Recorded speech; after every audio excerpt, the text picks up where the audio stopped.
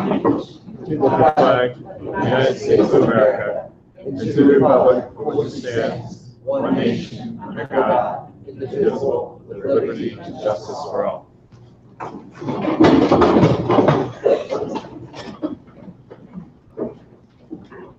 Just a real quick comment. I appreciate the attendance tonight. During our special meetings, we do not have a section for community comments, but I do want to remind everybody that there has been a question and answer section set up on our website. When was that put on, Mr. Paulo? Days, and there are questions that are being filtered in through there, and they're being answered on there, so you can scroll down and take a look at the answers on there as they're being asked. And I would remind everybody that the Board of Education does have an email address that you can send an email to all of us. It's boe@scsrockets.org. And we did receive quite a few emails in the last week. And I can tell you that based on what I've seen, we've answered, or at least acknowledged that we've read and understood all the emails. And I just wanted to make that comment, so if we can move on to Superintendent's report. Okay, thank you, Mr. Violi. I'd like to begin by talking about one of the suggestions I had presented to the board was the possibility of closing down our buildings after students left outside organizations. I am, as you know, I sent that out last night. I emailed with all of you. I'm withdrawing that suggestion, so that is off the table. So we're going to continue allowing our buildings to be used by outside organizations, and that was based on a significant amount of community feedback, and several people reach out to us. So what I want to do is I want to begin by talking about just reviewing from the last board meeting, and then pose the question of where we need to be with the millage. So at the last board meeting, I proposed some immediate cuts that we could do this year, and the total amount of savings of those immediate cuts, I'll give you that in a second. The first immediate cut that I suggested that we move forward with, we're canceling or eliminating all field trips and extracurricular trips, aside from athletics that are already scheduled. This would create an estimated savings of around $9,000. Also, we've had some vacated positions. I'm suggesting that we do not fill the transportation supervisor position at this time. We already assigned Andreas Johansson, our director of technology, as the interim, and he's receiving a stipend between October and June 30th to cover those duties. We are not going to fill a mechanic who resigned and went to a different district, and we are not going to fill a high school tutor that resigned. That gives us an estimated savings of $108,000 between now and the end of this fiscal year. I also suggested that we eliminate all certified and classified professional development during the day that's not funded by grants. We have several grants right now that are paying for some of our staff development. That cost, so that is just professional development. Obviously, that doesn't count for teachers or staff members are sick or take personal leave. But that's an estimated savings on the certified side of $53,610, on the classified side of $2,235. And then Mr. Scarsapino and Mr. Johansson have worked to develop they're not quite done yet, but they're working to develop a copy quota for every staff member based on their position and the grade level position, what they teach. And everyone will receive a quota that will eliminate, we're estimating about $20,000 from the budget. So between now and the end of the fiscal year, excuse me, we're estimating $192,846 savings.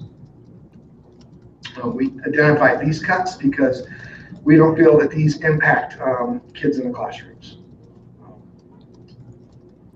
And that was the goal, is to save some money without impacting kids in the classroom. So that's where we are with those. So moving on, we did then, CJ and I, along with Ariane, met with all of our principals and our directors, and we have been working on, and it's not done, it's not completed, but we've been working on a menu of cuts. And the reason I say a menu of cuts, that menu is, the term menu is important because that's going to help decide what areas the board can select to cut based on the millage that you suggest for the levy in May, And then if the levy were to not pass in May, we have that menu of cuts ready to go. Also, it's important to note that we have to submit a letter to ODE, basically addressing our deficit, and so that we'll use that menu of cuts to say that if we don't pass a levy in May, these are the areas that could be cut. And so that price tag right now is right around, a conservative estimate is right around $2.6 million, but it will easily go over $3 million by the time we're done. And the reason I say conservative, when we were looking at salaries, what we did was, because whenever you cut a position or a program or a class, if you will, that person, you're not just eliminating that person or that position. Because of seniority and when dates of hire, people bump each other. So in order to estimate on the conservative side, we took a step 0 with a family plan. So the savings are going to probably be more than that 2.6 that we're at right now, based on that. Does that make sense?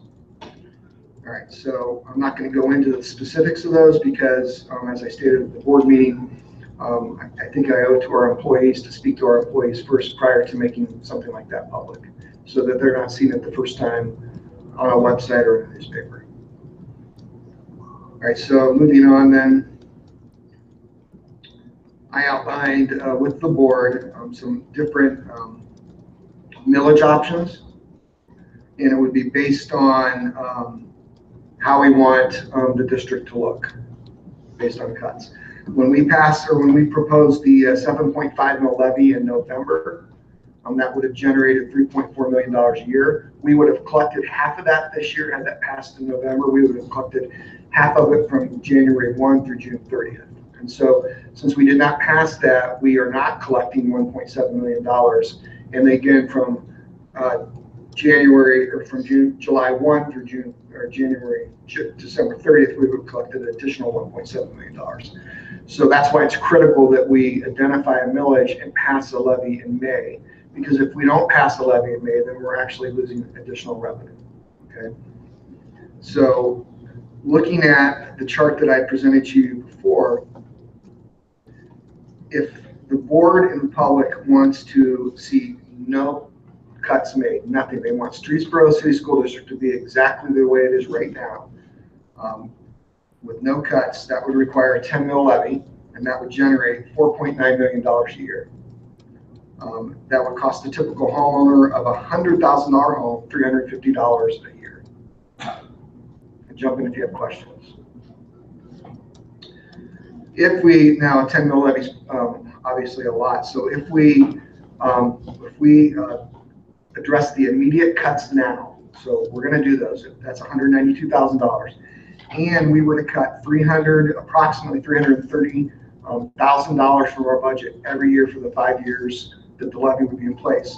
We could put a 9 mil levy on the ballot. It would generate $4.4 million a year, and it costs a typical homeowner $315. I'll have a $100,000 home, $315 a year.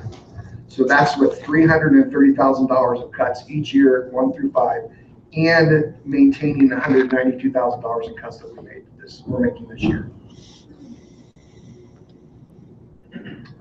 Going on back, let's dial that millage back even more. If we wanted to put an 8.5 mil levy on the ballot, we would have to cut $192,000 this year, and we'd have to cut an additional approximately $900,000 from our budget each year for the 5 years of the levy. That would generate $4.1 million a year, and that would cost the typical homeowner of a $100,000 home $297.50 a year. And then the final, if we go right back to that 7.5 mil levy, 7.5 mil levy that we put on the ballot in November, if we want to stick with that number, it would require us to not only cut the 192 this year, we would also have to cut $1.3 million from our budget years 1 through 5 of the levy that would be levied. It would generate $3.6 million, and it would cost the typical homeowner of a $100,000 home $262.50 a year. So those are the options that are on the table. We did the 10 to 9, the 8.5, and the 7.5. I thought those numbers were good numbers to start from. CJ can calculate any millage But we started with where we were all the way up to, if we want to have 0 cuts, keep us exactly the way it's at 10. So this is where I would entertain some discussion. I would like to add to what Mr. Dalbo has stated, okay? When we're doing these and we're looking at these millages, these are based on projections 5 years out, okay? There's things that factor in. We don't know the biennium budget for one, okay?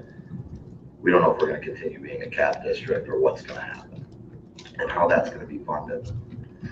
Health care costs increase, okay? And there's projections in there for that. And the projections have had to get higher since the last 5-year forecast in October due to some information that we've received from NFP, okay? So you have to take those things into account. We also are in a contract year, meaning that we don't have a contract after this year, and we're not sure what that contract With both associations. Yes, with both associations. We're not sure what that contract's going to look like. So there has to be some additional projections for those types of things.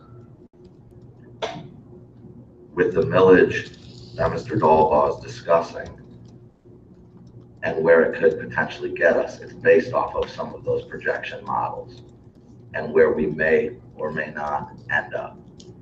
So I just need everybody to keep in mind that as this is going on, as well as everybody in the audience. It is a very difficult thing to project 5 years out. It's very difficult to project next year. I tell you guys every time I present a 5-year forecast, the old Matt Jordan line, it's a snapshot in time, right? We gave the 5-year forecast, and then the next day we had some resignations and the forecast changes. So that's how quickly things can change. We can get an email about our benefits and the increase potential. All of those types of things factor into these roles. So I just want everybody to keep an open mind and keep that in the thought process here as this discussion goes on tonight. And just then quickly to that, when you're talking about benefits, increase in benefits, what our certified and classified staff members pay is negotiated, and it's through the life of a contract. When our benefits increase, there can't be any sort of change in what the employee's contribution is until the end of that contract, and it has to be renegotiated. So that cost then rolls back to the operations of the district. You know, and I think that that's probably, well, employee healthcare costs is affecting everyone. You mentioned us being a cap district. I know what a cap district is, but for some of the folks in the audience who may not know, can you explain what that means in terms of what funding we get from the state? So the state puts us as a cap, meaning that they're only going to fund us at a certain amount, and it can vary from month to month based on the SFPR report that's out there. What's the SFRP report? It's a report that the state issues when they issue payments to school districts. It's located on ODE's website. At the bottom of that, you'll see a calculation that shows a cap district calculation. The most recent payment was on December.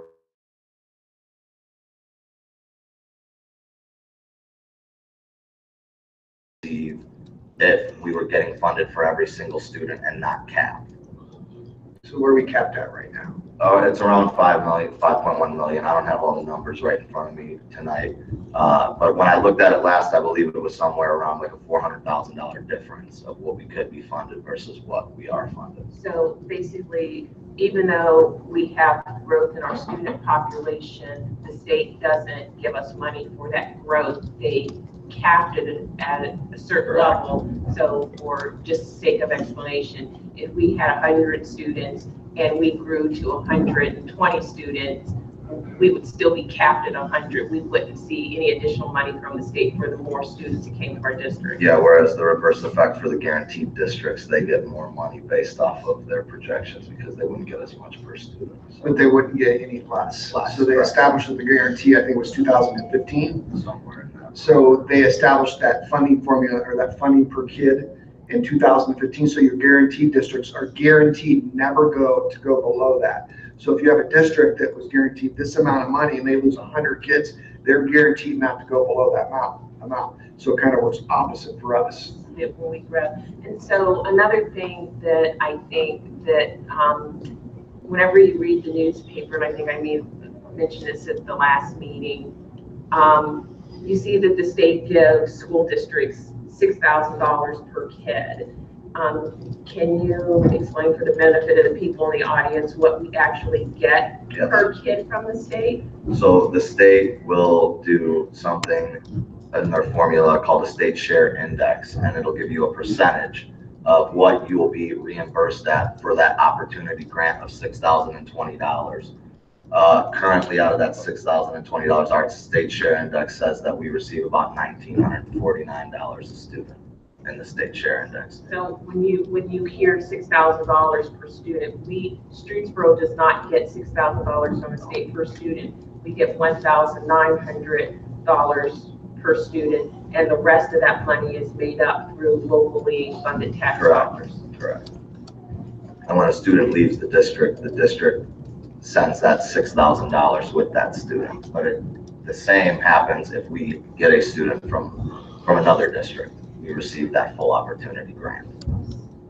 So in some instances, it makes sense if we have space at certain grade levels where we can accept some students in open enrollment to bring those students in, because we will get, if they come from another school district and open enroll here, we'll get a full $6,000 from that school district from them, as opposed to if they moved here and were living in our district. Correct, and that money will come right from the foundation payment that shows us adjustments and things of that nature. That's not us just issuing a straight check for that amount of money. Is that above the cap amount? I guess I'm not understanding.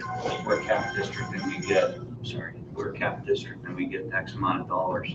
When somebody open enrolls back into our district, we get that additional. We still get that additional funding, correct? As far as being a cap district, I guess further explanation on how did we become a cap district and how do we get out of that status? Well, to be honest with you, it's part of the ODE's magic machine and their formula and how they've dictated it. Is it tied to what they perceive as community wealth? Yeah, so wealth index versus your local tax effort versus several other factors. And I've heard Streetsboro is considered a wealthy district or wealthy municipality because of all the industrial growth that we've had and things like that really don't affect what we receive.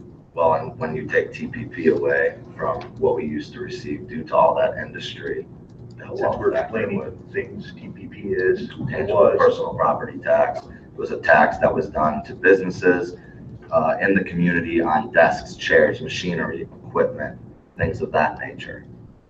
There's been a phase out. What that phase out is in fiscal year 2022, where the district is projected to receive $0 in TPP funding. So we've been facing that phase out over a number of years, and what is an average of $350,000 a year has been phased out from that. Yeah, I think it's around 787,000. This year we'll collect 500 some thousand, and then 245,000 the final year of the phase out. So we've been continuing to lose that money over a number of years. Yes. Because of what's happened at the state level. Correct. The intentions of the legislature when they eliminated the tangible personal property tax was to make districts whole. Then the recession hit, and they have never done that. There was a big article in the Akron Beacon Journal this week. If you go to my Twitter page, you can reference it. But it explains about the phase out of tangible personal property tax, what the legislature was supposed to do and how it's impacting districts. It's not just Streetsboro. And I don't, we're here to service kids, bottom line, but when you hear what our per pupil cost is, it costs more to service some students than other students. So that's more kind of an average than each student is receiving this amount of money, because there are students that cost more to educate than others. But that's just an average. Kind of, and just piggyback on what Kevin was talking about with the wealth of the district. If everybody, and I don't know if any of you know this, but back before the schools applied for like the OFCC money for the schools, if we didn't lock in at 35%, which was years ago, our district would probably have only gotten 18% of state funding for the new buildings So that kind of gives you the idea of the growth in the city and how they determine the wealth of the district. So And we were able to lock in and be based on the work that was done in 2001, right. when the gymnasiums were added to the buildings and to all the buildings, and Depper was built. So because that, they locked us into what was called the expedited local partnership plan, which allowed us to lock in what we would have been percentage-wise in 2001, not when we initiated the project in 2013.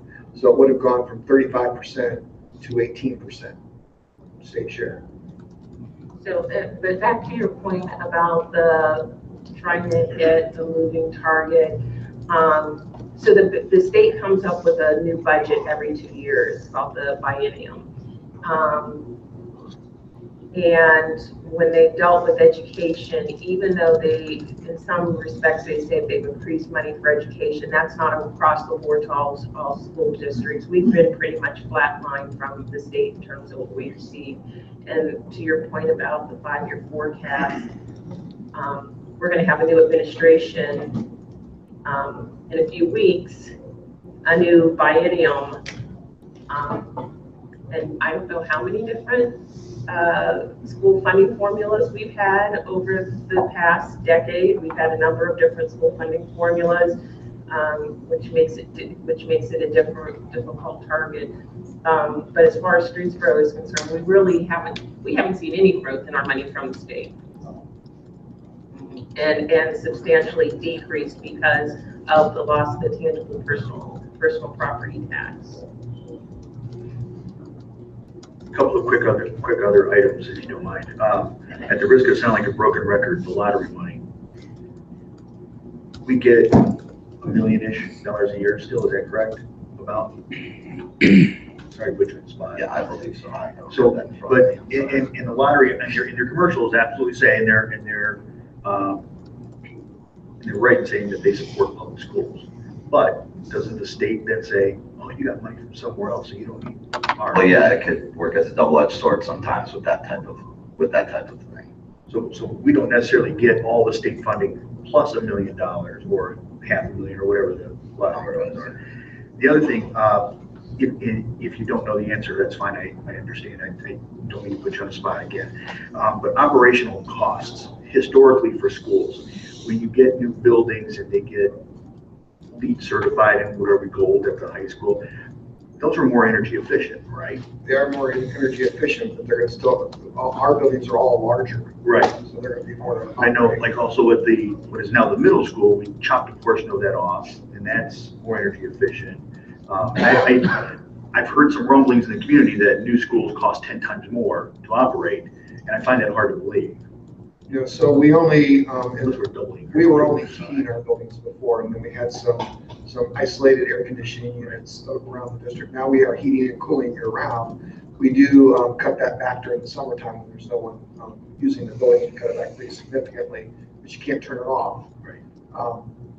And they are much more energy efficient. We really achieved LEED Gold at the high school. And the state says we have to at least achieve LEED Silver. That's the energy efficiency of the building. So all the other buildings are LEED Silver, and then we just put a new chiller in this building, which makes it more efficient as well. But the reality is every building except this building has changed in square footage. The high school is significantly larger than the older high school, so it's going to cost, operationally, we're also cooling it now in addition to heating it. So even though it is more efficient and they have up-to-date heating and cooling systems, the operation costs are going to increase. But I don't think it's just, if we go based on, if we had an exact size build, the exact same size building, and it was built to the new standards, I don't think it'd be 10 times more like some people are rumbling in the community about. Yeah, and on the other side of it, the air conditioning part of it, I believe in the building code, we have to provide air conditioning in the building. So it's not something you just say, well, you were stupid to put it in. Right. So all new construction, school buildings have to have the air conditioning. And I'm sorry, I don't mean to interrupt Kevin, because I know you have a point. But something popped into my mind. I've heard repeated by some individuals that the high school is at capacity and it's too small already. And can you address that issue? Yeah, the high school is not at capacity. The one building that's probably close to capacity is the middle school. But it's important to note that back when we were initially, our number was chosen. Okay, that was back in 2012. And we have to put an issue on the ballot if the voters would decide. You pass the bond issue and enter into the Ohio School Facilities Construction Commission. Now it's OFCC. They changed the name. Years ago, they did an enrollment study. And so if you're going to enter into a state program, your funding is based on an enrollment projection. I can tell you that in Northern Ohio, most of those enrollment projections generated a dollar amount or a square footage amount, which then equates to dollars. So you're allotted square footage based on enrollment.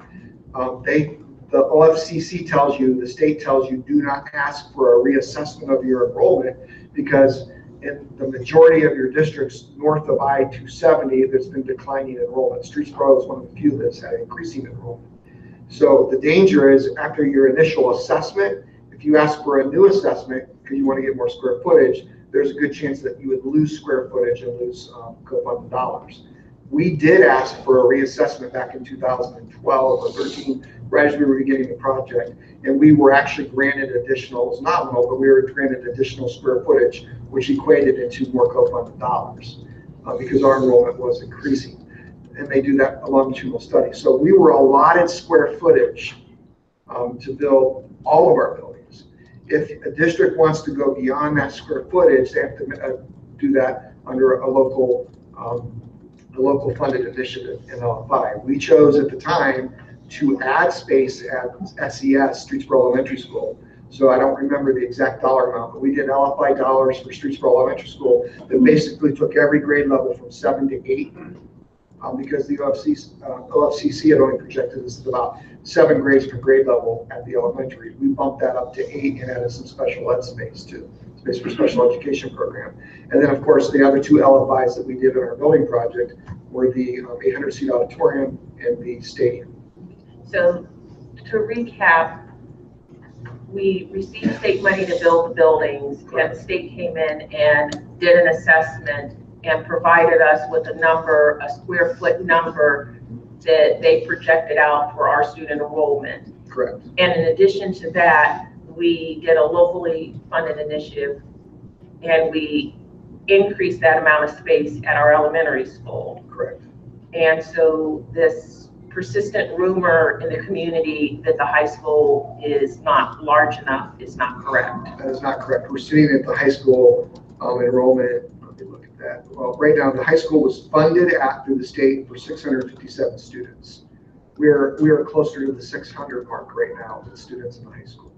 Now that's backing out the Maplewood kids because those kids leave the district to go to another. And another thing, because I sat on the core team for a while, and I remember that part of us building that high school was that we did need to show the state that if in the future we needed to build onto that building, that there was space available for us to build onto it if that was necessary. So the idea that we couldn't expand it if we needed to is also untrue. We had to show that with all of the buildings. They would not approve the plan without showing a direction in an area that you could actually add on. Okay. All right. I'll just add to that too, that our Maplewood enrollment, I think is at 83 right now, and it's significantly up from previous years. So we do have a lot of other options other than just what's in our high school for the kids too. But when they pull out of our building, that creates a little bit more space for numbers. So right now we are sitting at our high school enrollment 9 to 12. We are sitting at 611 students. Understand that you need to understand our enrollment. We can go up and down in enrollment week to week, 20 kids. And that's actually places like Ravenna can go much more than that. We're not as transient as other districts, but we can have a plus or minus every week. Now some weeks we don't have any, but we can go up 20, down 20. But this is as of the end of November enrollment count. We had 611 at the high school, total district kids in seats in the district assigned to this district, and that's some out-of-district placement kids too. We had 2,338 students at the end of November. That was our enrollment report. And I don't know if people are aware, just like you talked about, the 5-year forecast is kind of a moving target. Portage County, I think in general, and Streetsboro in particular, there's a transient population, so you can log on and look at our enrollment numbers at any given time, and they will fluctuate because for whatever reason, Portage County, Streetsboro, we have some amount of transients, and you wouldn't think it is as much as it is if you know. But yeah, so one thing we're going to add to the website is our current kids in seat report. We're going to start putting that monthly up so that people can see what we have in our seats, what we're accounting for on a day-to-day basis. We're going to do that on a monthly basis so that people can see that on a monthly basis. And just be clear, it's just not something that we do because it's nice. The state requires us to provide them with the number of students that we have, and we need to be forthright and honest about that because other districts have run into issues when they do not accurately report their student enrollment. Right, that goes back to a few years ago when there was some attendance scrubbing. Yeah, so we're very cognizant of that. I'm sorry, Kevin, for interrupting. No, you're fine. I was pretty much done with that. The other thing I sent you, Mike, some ideas about the buildings. I don't know if it's appropriate to discuss that now. Just review it briefly. That's up to the board. I mean, I think all this plays into a decision on what type of millage that we need to put on the ballot in May. And my suggestions, if it's okay, go ahead. I don't know that there's a huge dollar amount tied to it, but every dollar helps. My suggestion, one is not to accept any new request for building use for the rest of the school year, and then reevaluate that as we move forward for next school year. Review for possible rate increases for building users, no matter what, no matter if the levy passes or not.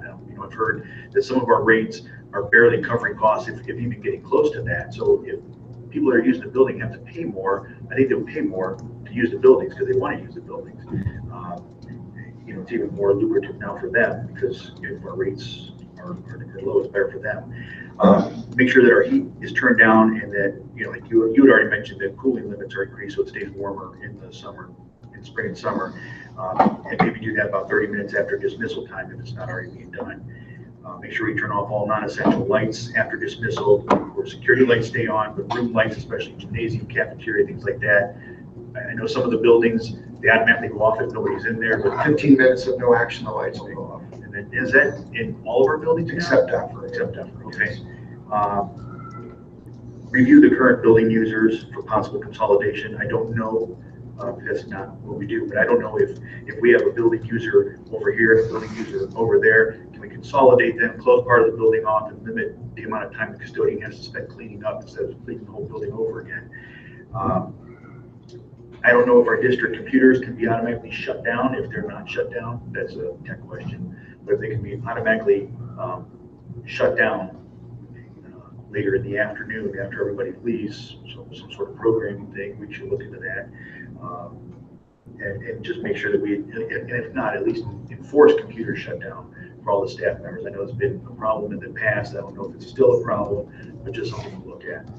So I appreciate all the suggestions, and I did start digging into some of those because actually some of the things that you suggested, I had a multitude of emails over the last week, and some other people have asked the same things regarding let's find ways to, save in our buildings so that we can still keep them open for our community groups. And just to make it clear, your number one suggestion we decided not to do. We're going to continue to allow our communities to use the buildings. Okay, so I just want to make sure that there was no misinterpretation of what you're saying. So that's off the table.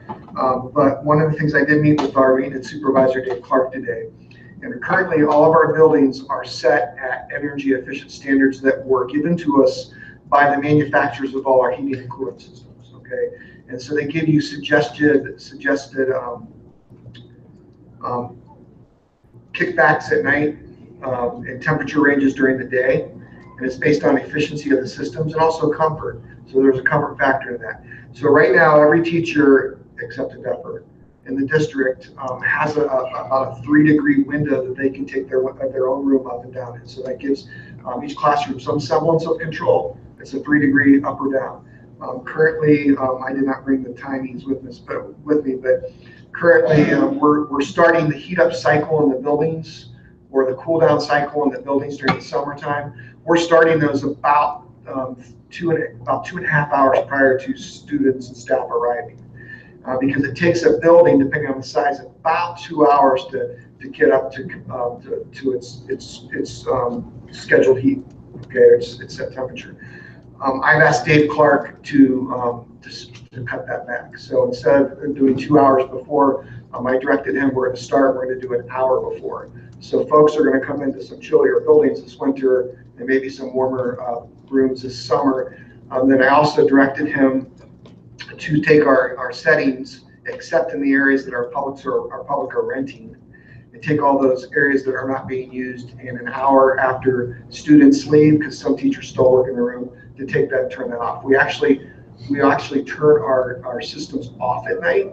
They go into standby mode because it doesn't get cold enough to take them to a dangerous level. Even if we're off for a certain period of time, I think there's a bottom, but we basically put all the systems in standby mode. So it does, depending on the temperature outside, but it might take longer for it to heat up or cool down. But we did modify those.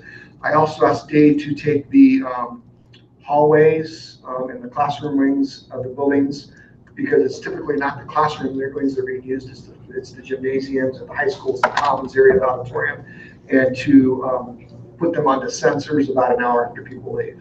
Right now, the lights are staying on in the hallways until the custodians leave at 11 o'clock. We're going to start cutting those off and if the custodian is going to then work in that area, if you're at the 3 schools except here, the motion sensor will kick it back on for you to work. Here at Depper, we're going to ask our custodians to kill the hall lights until they go into that section, then they can fire it back up. And then we're doing the same with the lights in the classrooms. We're going to shut them down, but they're going to still be on sensor, so if somebody walks in, the lights will come on. So that was based on your suggestion, along with several people emailed me that. So that he's going to work on that. It's going to take some time to reprogram our systems. But we're going to work on that over the next several days, and hopefully that'll give us some savings. The computers, we've gone to mostly Chromebooks. There are still desktop computers. I do not have the answer about whether or not they're shut down at night. That's something Andres and I will have to talk about and look into. But there are significantly less systems that are staying fired up now, because when you close a Chromebook, it's turning itself off. When you open it, it turns on. So, but they are going into charging cards. So there is an electrical component to that, because they're charging them at night or when they're in those cards. Was there anything else that you wanted me to specifically address from your list? No. Thank you for that.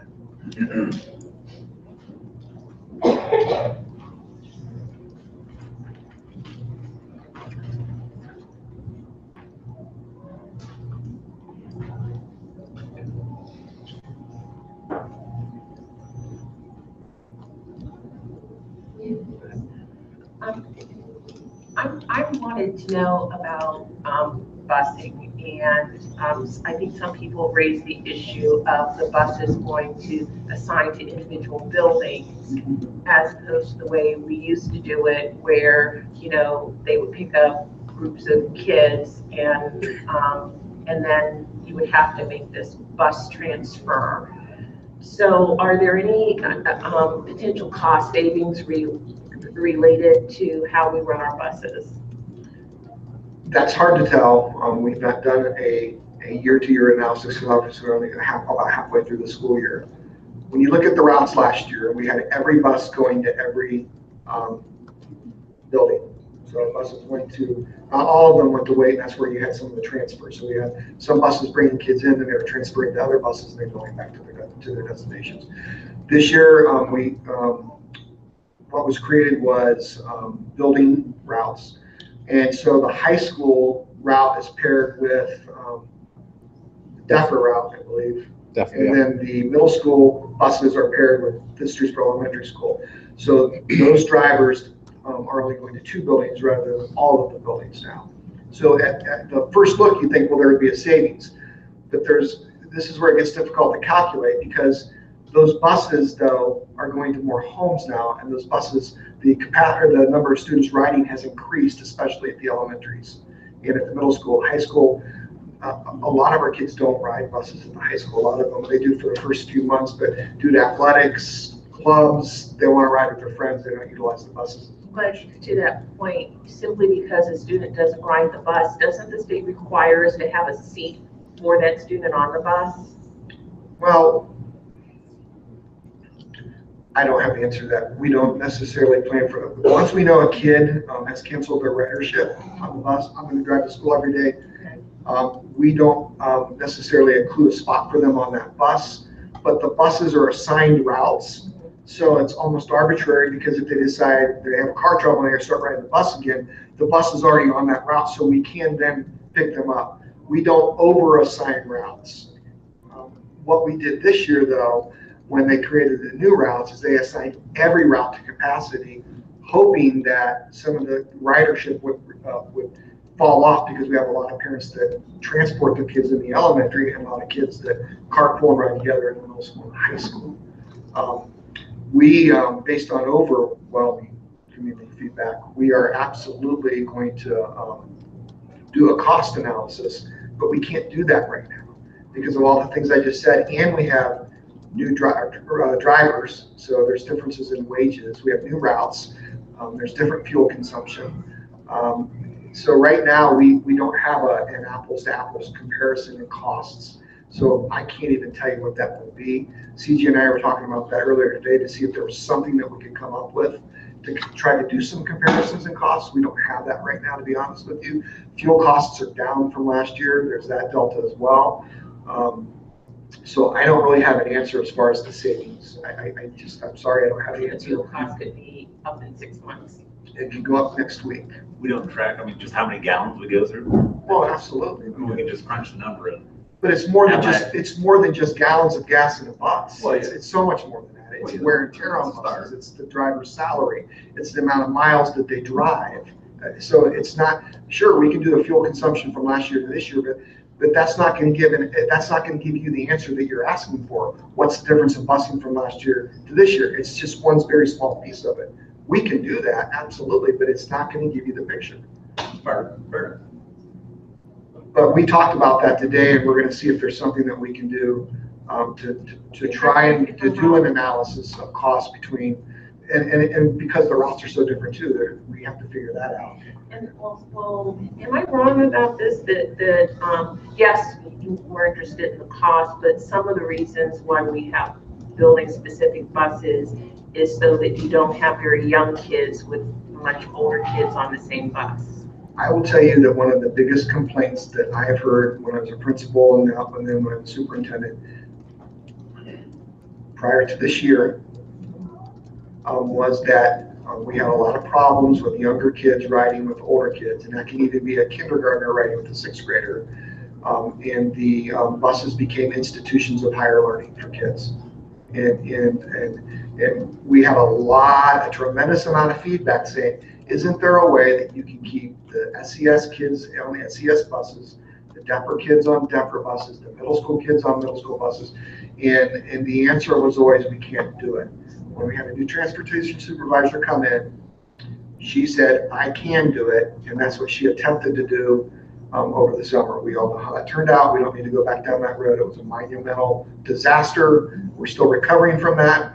Call it what it is. It was a mess. It's still a mess. It's getting a little bit better. We're going to try and take everything that we have in this year and try and figure out something different that's more efficient next year for us. And I'm certainly well aware of what happened at the beginning of the school year, but the point was that cost is a factor. It's a big factor, but also the welfare of the students in terms of, mixing grade levels was also an issue. It was an issue at times, more so than other, depending on the route.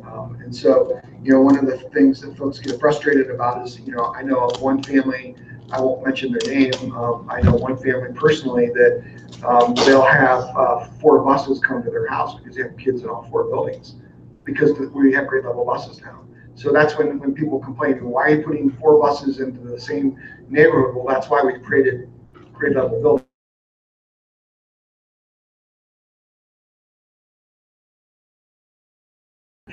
We absolutely need to rethink and redo our busing for next year.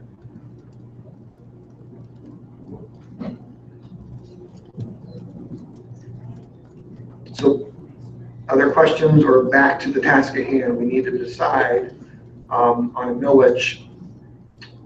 We are prepared to have you make a decision tonight in order for it to be our first reading, a resolution of necessity. We have that resolution. Explain that for the folks in the audience who So, may not be familiar with what technically has to happen. So we have to declare by February 6th to be on the May ballot. So, and by under Ohio law, you have to decide on your millage, and you have to do what's called a resolution of necessity. Then that has to be certified by the auditor. Once that's certified by the auditor, that usually takes 5 days. Then the board must pass a resolution to proceed onto the ballot. So those are, under Ohio law, you have to pass those 2 resolutions. Typically, they need to be 5 days apart. That's not in the law. You need about 5 days for the auditor to do that. So that's why we need to have 2 board meetings in order to declare by February 6th. You don't want to have a board meeting February 5th and decide your resolution to proceed, because the Board of Elections has to certify the language. And if there's something wrong with the language that we submit, you don't have any time to fix it, then you're off the ballot. So that's why you want to give it as much time as possible And ahead of an that election February. that's 5 months away. Correct. Yeah. But so that's why they set the date of February 6th. We need to have that language to them the middle of January to feel comfortable, so that if there's something that they see that they don't like, we have time, they can get it back and we can have it fixed.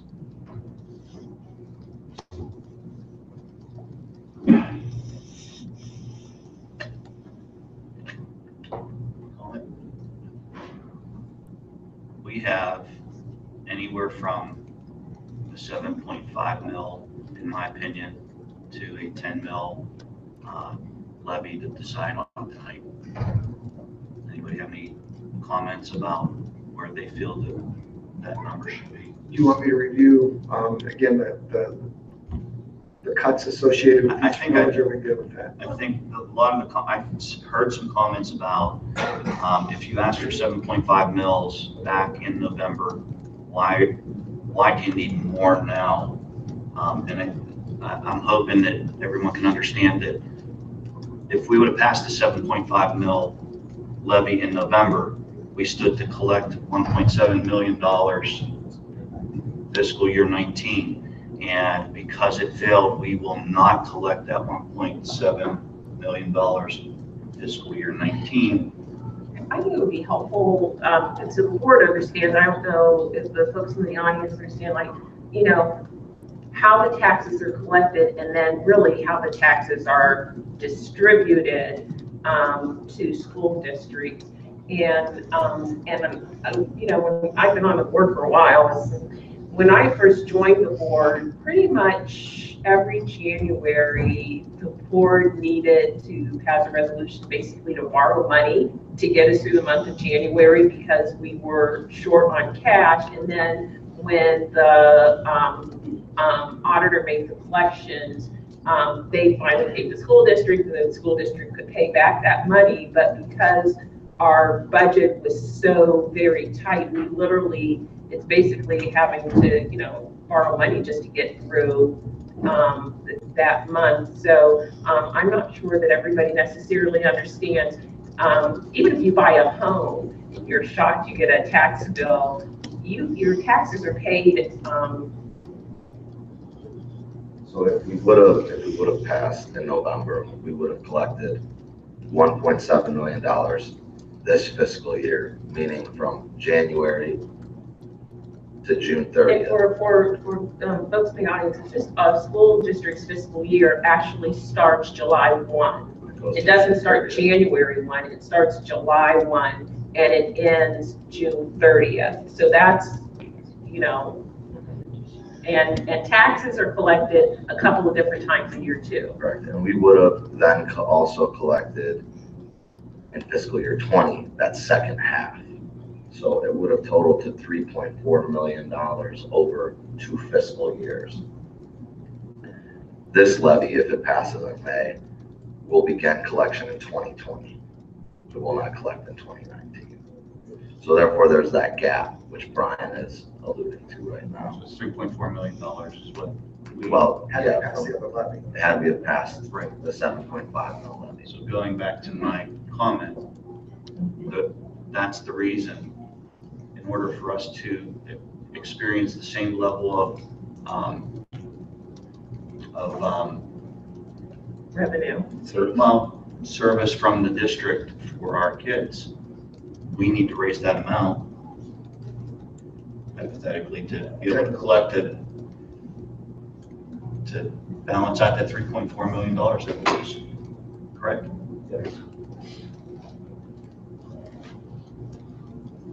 So that's where the 10 mil number comes into play, right? Correct, yes. So there's several options on the table, and again, they're projection based. So what we tried to provide you with was an array of options and then the potential cuts that could happen with those options, okay?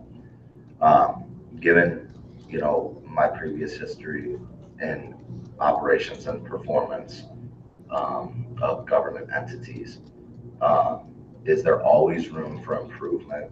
Yes. Can you always be more efficient? Absolutely. It's to what level of efficiency do you want to be at? We could run some staffing metrics and say we'll go to state minimums, right? Because that's what you have to be at in the classroom. And you could potentially save a ton of money, but then what type of education are you providing? What type of extras are you providing? Electives, extra clubs, things of that nature. My personal belief is there's always got to be a give and take in situations like this, okay? So my personal belief is that there's always room for efficiency. When you look at the millages and you look at certain things, I think that there potentially is areas where we can potentially improve upon, and we can pass a certain millage that meets that somewhere in the middle without affecting the classroom tremendously, without affecting everything Streetsboro has built and has grown to do. And that's just my personal belief based off of my experience and what I've seen.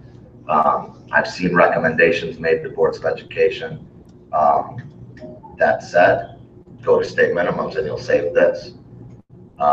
Bring your health insurance down to the county average and you'll save this. It's impossible to do that recommendation, but it looks good on paper, okay? So, you know,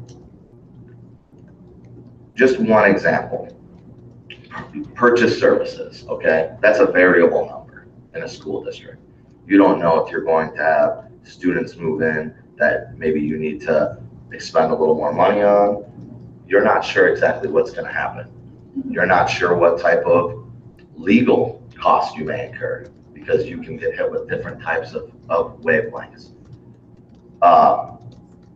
There's been some things in the district that has happened that has elevated some legal fees. I think that's well publicized. Do we believe legal fees are always going to be at that level? Well, no, I don't believe that. But it's what we know right now. So we have to project that right now because we don't know what it could be. When you look at the overall average of those things, do you think that given the history and historical data that that's going to happen again? Probably not. But again, we don't know. But there's potential there for savings. There's a potential there for more efficiency. There's potential like that built into these things. But you also don't want to be running a negative cash balance. You want to build some reserves for rainy days like the district has done since 2010 on to this point with the loss of TPP. So as the treasurer of this district, and my job is to help guide this Board of Education, I think that the board needs to take a look and think about that, what I just stated, and some of those along with those projections. We gave you worst case scenario, best case scenario, and then if we change nothing and the projections are that, which they could be, but they might not be. And that's just the reality of the situation. I think the other thing that puts us in a hard position, in a rock and a hard place, if you will, is the community, all of us, have a certain expectation for our school district and a certain expectation for what our students are going to receive in their education. At the same time, and assuming that all the taxpayers in this room are supporters of the school because they're here tonight, they want the best for their student. They want the best. and our staff members. They want a best environment to provide the best education. But at some point, there's a limit. And, you know, if there was an endless amount of money, we could just pick a number and go with it. And, you know, still look at making cuts. I've talked to several people over the last week, well, since our last board meeting. I've heard people say, you know, I would support up to 8 mills. I would support up to 8.5 mills, but nothing more. And you know, I don't know if that's just a small amount of people. So I don't know, do we go for 10? Do we go for 7.5, 8? You know, I've been comfortable with thinking about 8, 8.5, but there's people out there that by no fault of their own, they could say, I can support you at 8.5. There's no way I can support you at 10. And it's not a huge difference, but not everybody's in the same financial situation, and we have to consider that. And I know we do, but it's just another thing that, you know, everybody in this room can say, I support Streetsboro schools and I will help you pass this levy. And we go, okay, 10 mills. And I go, wait a minute. I do have another question for you. So when you get that per $100,000 figure, that's per $100,000 of assessed value, correct? Not market value of the home. So there For does- assessed or the appraised. It's the auditor rates it at $400,000, so, I'll double check on those, but that is $400,000 home, and I'm certain that is right. By the auditor's appraisal. By the auditor's appraisal. So, you know, if I own a $100,000 house and I can sell it for $100,000, the auditor hasn't necessarily appraised it at $100,000. Yeah, I don't know what the appraisal, you get sent your appraisal. Yeah. You know, where I'm from, you get sent your appraisal, and that's what they base everything off of that number. Oh, sorry.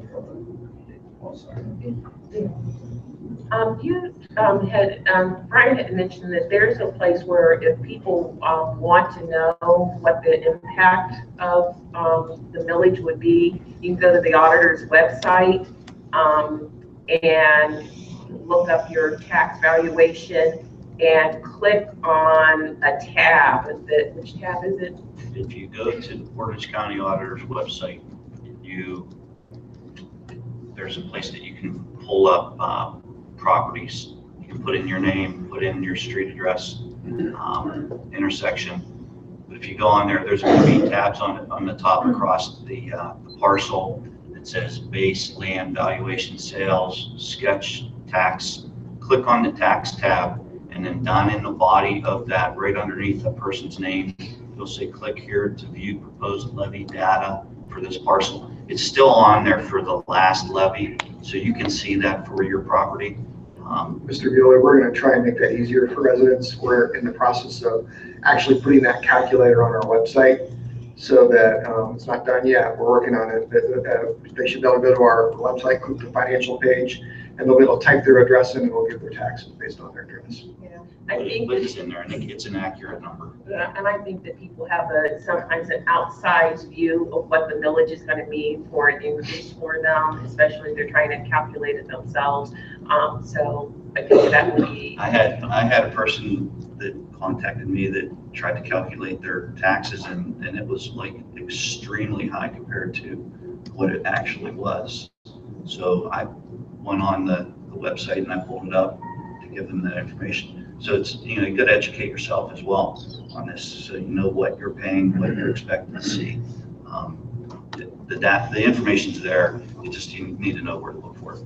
And I know Mike was saying that we're going to put a tool on our website that you'll be able to plug in your amount of your own, and it will tell you what the taxes will be.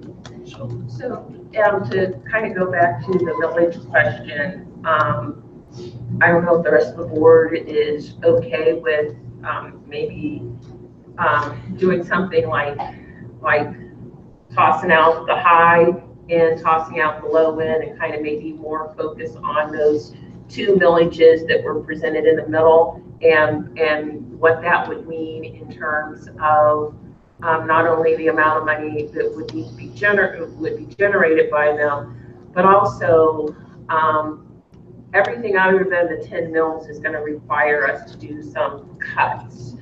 So if we look at those 2 millages in the middle, the 8.5 or the 9, you know, what's realistic in terms of the amount of cuts to be made? Are you asking me? Well, per year. I mean, I think that maybe in feedback from the other board members, is that a place to start? Yeah. So based off of, certain projection models at 8.5 mils, potentially $900,000, okay? That's a year. Yes, so when I look at what I was talking about before, efficiencies and things like that, if you cut back some of the purchase service costs cut back, like let's say what I was explaining before about legal fees, and then we continue on with the immediate cuts, okay? There's a significant savings right there without impacting a ton. Now, again, this is all projected, and what I think based on that, at the 8.5 mil, that 900,000 potentially that could fall down, there's a realistic chance that maybe it's not 900,000, and maybe a little less than 900,000, and that it could be not as impactful. The cuts wouldn't run so deep or so hard, and we would still be able to be Streetsboro. And just to clarify, because I thought something different when we talked about appraised versus assessed. So I did a quick Google search, and if we can clarify, appraised is to determine your property's market value, assessed is for the levy. So Correct. Sorry, so yeah, $100,000 home times by the 35% assessed value. And that's what it's based on. Yeah, so if somebody says my house was appraised I'm at, sorry, maybe I didn't understand the question. if somebody says my house was appraised at $200,000, that's not No, what you're getting taxed on. You're getting taxed on the assessed value. it's just 35%. They don't have to do that calculation on their own. It's just saying they can get the Yeah, information it's right from Portage County. there. I believe that the seven, based on what we've just experienced with not being able to collect on this year coming up, that the 7.5, I certainly couldn't support going that low. I don't think that we can ask for 10 either. So I'd be on the other side of it. I'd say we've got to find district. And I think if we ask for 10 and we tell people we're going to keep what we got, we look at this as an opportunity. I've gotten more emails than I thought I would in the last week that highlighted a lot of problems that didn't include closing buildings. I think if we take on that list of problems, we ask for 10, and we say, all right, these are the problems people ask for, and we work for the next 5 months to fix them. We're going to please a lot of people. We're going to make a better district, and I think we'll see the results at the ballot box, is what I would say. But let's keep what we've got and ask people why don't you want to vote for that besides the money? Well, this is my problem. Okay, what can we do to fix that? And if we can, and we make the district a better place. I'm going to play devil's advocate. I love it. Usually I do. And the reason I'm saying this is because then you're taking a chance. You're taking a chance that it passes. You have I think a better chance if you take the recommendation that we're being told at a lower number to get more support from the community. Now, I will say this too, that this certainly would get us, an 8.5 would get us, make some cuts, make some adjustments, become a little bit more efficient. We could go back to the community in 2 years and say, it's not enough. We need another mill. We need another 1.5 mills. Yeah, I mean, but it's something that you still have that opportunity. But if we lose in May, this district is going to be completely different than you see it right now. So that is a crapshoot. I'm just telling you that is a chance that I don't know I'm willing to take it. And it's still going to be a chance, Yeah. If we land at 8.5%, or 8.5 mils, it's still going to be a chance. I mean, I think we all, whether or not people believe it, I think we all on this board understand the frustration of voters having to approve levies and the frequency of them, whether it's a renewal or asking for new money. I think, we need to take that levy fatigue into consideration. That being said, people move to Streetsboro, they build beautiful houses. We do have a nice school district. I can't tell you when, I go out, a lot of people like sending their kids to Streetsboro schools. A lot of our teachers, I believe, send their kids here, some of them, even if they don't live in the district, because of the quality of education that they get. And I don't think we want to lose that. As a quick aside, I ran into one of our graduates tonight. She's home for winter break and she's working the store, and she's at Penn State and she's pre-med and she's doing awesome. She's got a brother who's about to graduate, highly, a great student. Streetsboro is producing really, producing results for its kids, and I wouldn't want to see that rolled back. But again, I understand levy fatigue and asking people for more money. And I think we need to be realistic about, like I said before, the only two things you can do are you can cut expenses or you can raise revenue. Hopefully we land someplace in the middle of raising some revenue while still cutting expenses. And I think that landing at one of these two figures, 9 mils or 8.5, given where we are right now, is probably where we need to be. But I want to make, as much as we can, is it realistic that we can make these cuts so that if we ask for whatever we ask for, that we're not going to be turning around later and saying, oh my gosh, I know it's difficult. I can't predict the future on that, and I'm sorry I can't give you a surefire answer with that. What I could say is we can try and put some controls in. We can try and do everything we can. I only control what I can control. So it has to be a team effort, a district-wide effort, and it has to be understood at every level that we have to try and control some things or do certain things a certain way. I can't really speak to the operations in that capacity. That would be more of a conversation with Mike, I would assume, as far as like the staffing purposes and things of that nature, and what we can go with and go down. So there is an unknown factor, Denise. There's no doubt about that. And it is what it is at this point, where the state's at with how they fund school districts and where we're at. The state of Ohio is very dependent on local tax base to support their school districts. That's just the way that their funding model works. So what do you want to hear from us tonight, Mike? We need to potentially decide, it doesn't have to be decided tonight, but then it's going to require another special meeting. But we need to decide on a millage and then pass a resolution of necessity. Kevin, thoughts? Where you at?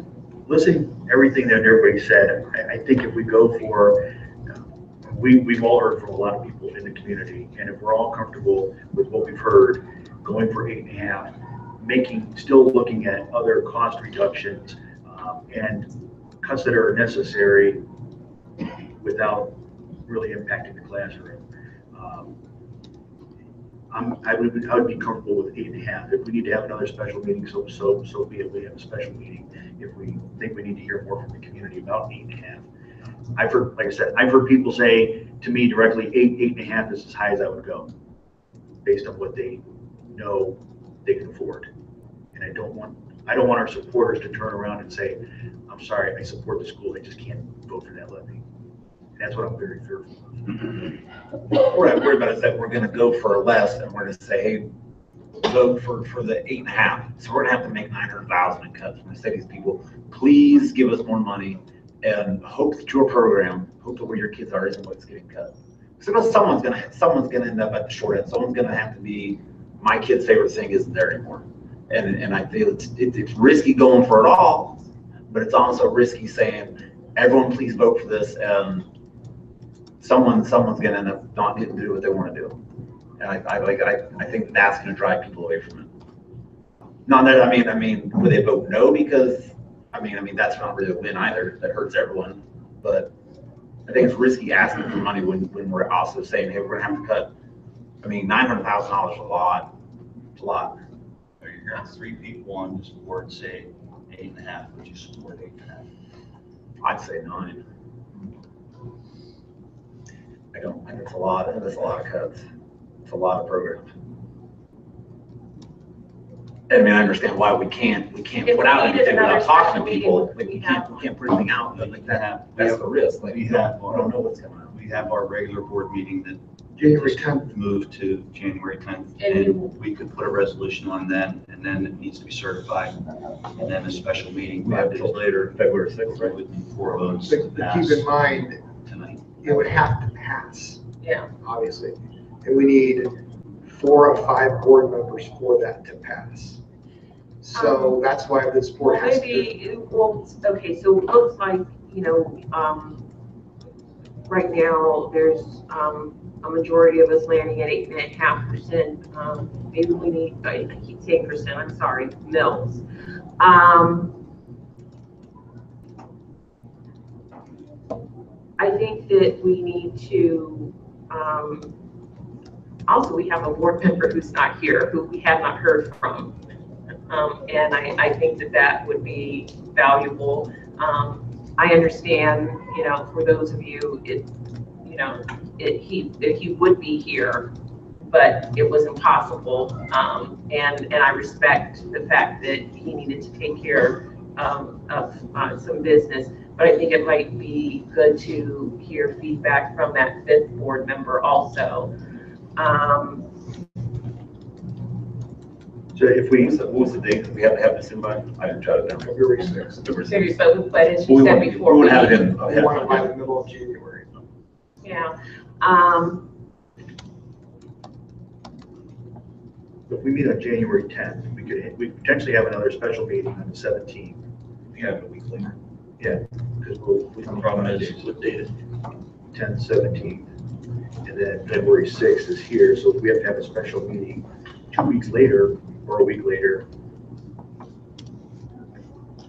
without John being here, and I think if we're deciding 8.5, 9, or 10, 9.5, anywhere in that range, we have a lot of people here. They're gonna get out and talk to people. Hopefully, a lot of people are gonna see the video.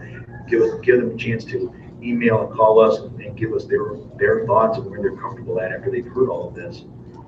I'm okay with waiting, and we gotta meet. We're actually, and we really haven't discussed it tonight because we've been discussing just the May levy. But, we need to look at where the school district is, all of the potential cuts, based on not only if we pass at whatever millage we agree on, but also if it doesn't pass, which would be, a perfect storm scenario for this district.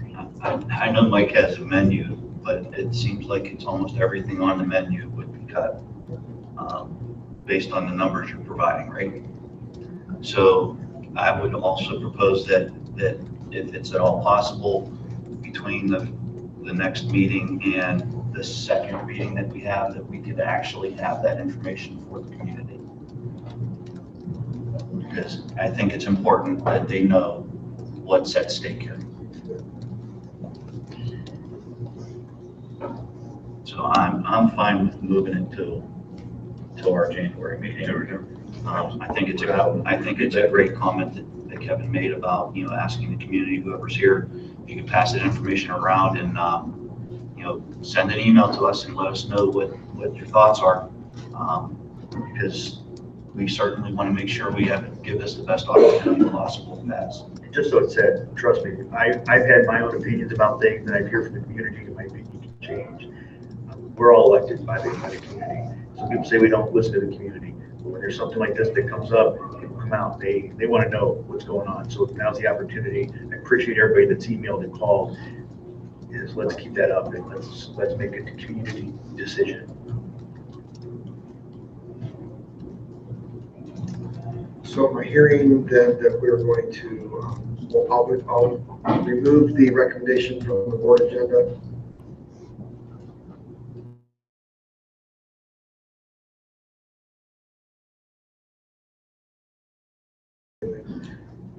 We'll meet in January 10th, and that's when we'll decide on the next meeting.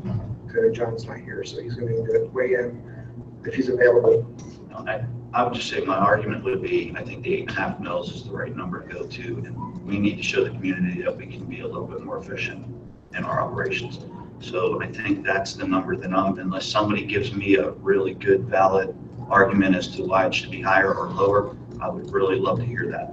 But, yeah, so basically all options under 10 mils are going to require cuts of some kind. Correct.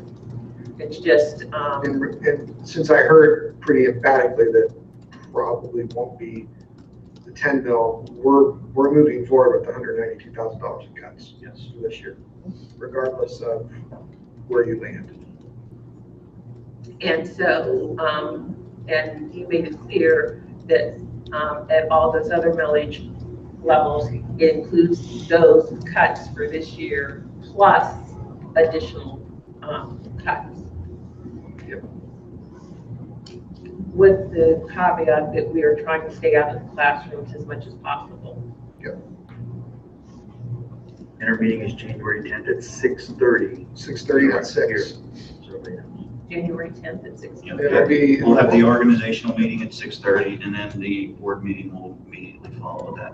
an organizational meeting usually takes about 15 minutes. And then we usually do a quick break and then go right into the board meeting. And the information you provided tonight will be online. I'll be specific as to what information you want me to put on. That chart that has the different millage, I can do that. What we have in front of us. Okay. Yep. I'm gonna clean it up a little bit as well. I'll make it easier to read. Any other questions the board has for CJ, Mr. Galvin? I was just asked, I think I saw it answered in an email, but when we talked about field trip cuts, does that include the Mohican and DC trip? This year does not include the DC trip. The DC trip is moving forward. That's already in the books, parents have paid their money. That does include DC and Mohican for next year. Because, you know, Make sure we're all because there is a safe, cost to the Yeah. district. It's not a sole cost to parents. Yeah.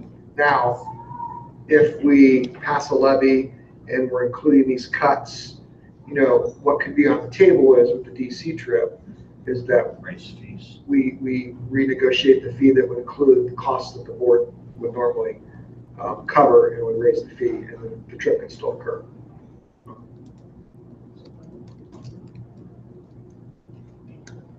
That's all. Anybody else? Just thank you to Mike and CJ for enduring this tonight and, you know, answering all of our questions to everybody in the community for being here. And just as a reminder, the couple of things that are going to be online, eventually there's going to be the link to the millage calculator We're working on online. it, yes. And there's the online where you can go to post questions. That's already live. That's already live, and eventually we'll have some of this millage information. So the Q&A, though, please remember that when we started, we received 4 and we answered it, and since then we've received over 20. So it's going to take us some time to construct responses. So don't expect to submit questions and see an instant response. Where exactly is the link to the levy committee or the PASS group or PTA? We cannot put the link to the levy committee on our website. So can is PASS on there, or is that?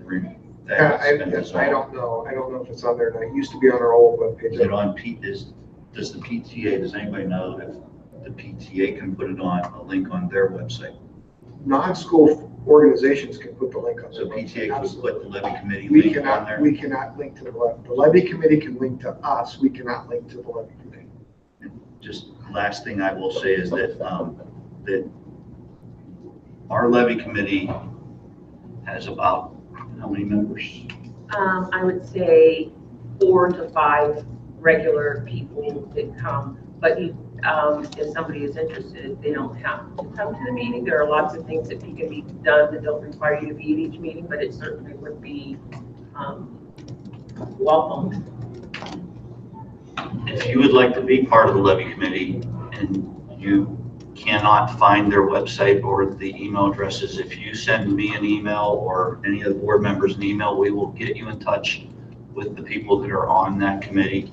I will say that they need as much help as they possibly can get. This is going to be monumental and will need support from a lot of people.